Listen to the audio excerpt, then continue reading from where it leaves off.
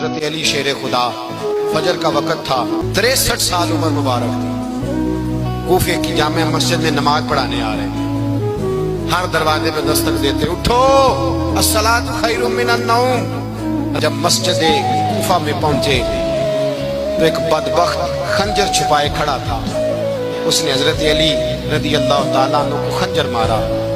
وہ دوستانہ جو 10 سال کی عمر میں شروع ہوا تھا، جب شیر خدا کو خنجر لگا تو پتہ لفظ کیا تھے؟ فزت برب الکعبہ، لوگوں رب کعبہ کی قسم میں کامیاب ہو گیا، میری زندگی دین کے کام آ گئی، میں کامیاب ہو گیا۔ حضرت علی کی داڑھی ساری لہو سے بھر گئی۔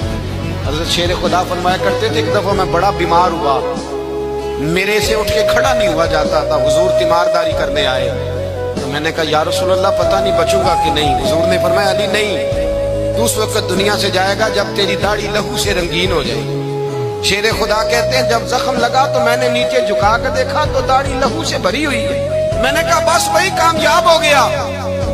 جامع مسجد کوفہ میں مولا علی نے سر سجدے میں رکھا، اور اسلام کی تاریخ کا وہ شخص جس شخص نے اپنی بچپن سے لے کر جوانی، جوانی سے لے کر بڑھاپا، اور جاتے جاتے امام حسن اور حسین کو قریب بلایا اور وصیت کر گئے، بیٹا جینا اسی کا ہے جو دین کے لیے جیے، بیٹا مرنا اسی کا ہے جو دین کے لیے مرے۔ حضرت شیر خدا کرم اللہ تعالی وجہ الکریم خاتم الخلفاء تھے، ان پر خلافت اسلامیہ ختم ہوئی۔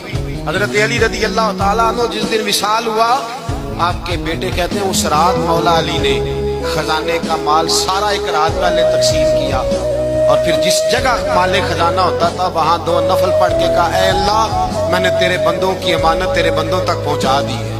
زندگی دین کے نام کر کے وہ شیر رخصت ہوئے۔ 21 رمضان المبارک کی شام ڈھلی تو حضرت علی المرتضیٰ شیر خدا رخصت ہوئے۔